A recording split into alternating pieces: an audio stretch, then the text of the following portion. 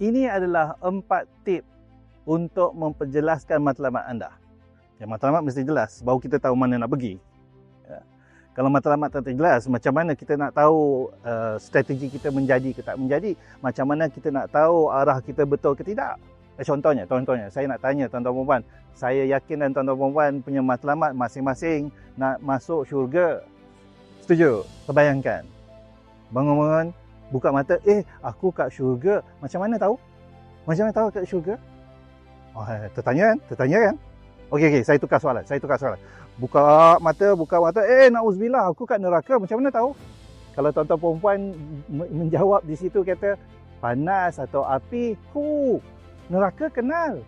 Cepatnya kita kenal neraka. Kita nak masuk syurga tapi yang kita kenal neraka. Hey, how do you know you're going the right way? Matlamat mesti jelas supaya kita tahu mana nak pergi dan macam mana nak pergi dan cara nak pergi dan kita nak tahu strategi kita betul ke tidak. Ya.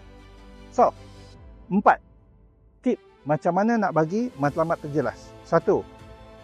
Benda yang perlu ditulis dengan terperinci. Tulis sedetail-detailnya.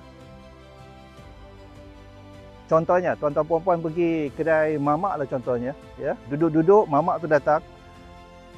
Nak makan apa? Nak makan nasi. Nasi apa?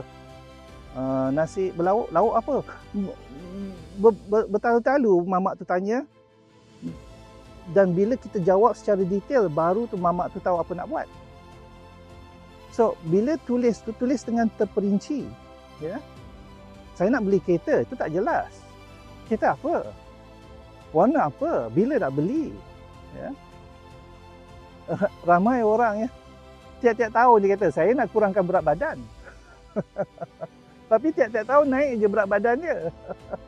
Kenapa? Kerana dia tak jelas. Dia nak kurangkan berat badan ke kilogram yang keberapa. Bila dia nak mula, bila dia nak sampai berat badannya dia nak. Dia tak jelas. Maka bila dia tak jelas, kawan bawa coklat, esok je lah aku diet. Tergelincir. Ya. So, dia mesti sedetail-detailnya. Ya. Tip yang kedua. Tulis apa yang nak. Bukan apa yang tak nak. Contohnya. Daripada kita kata, saya tak nak sakit. Tulislah, saya nak sihat. Daripada kita tulis, saya tak nak miskin. Maka tulislah, saya nak kaya. Tulis apa yang nak, bukan apa yang tak nak.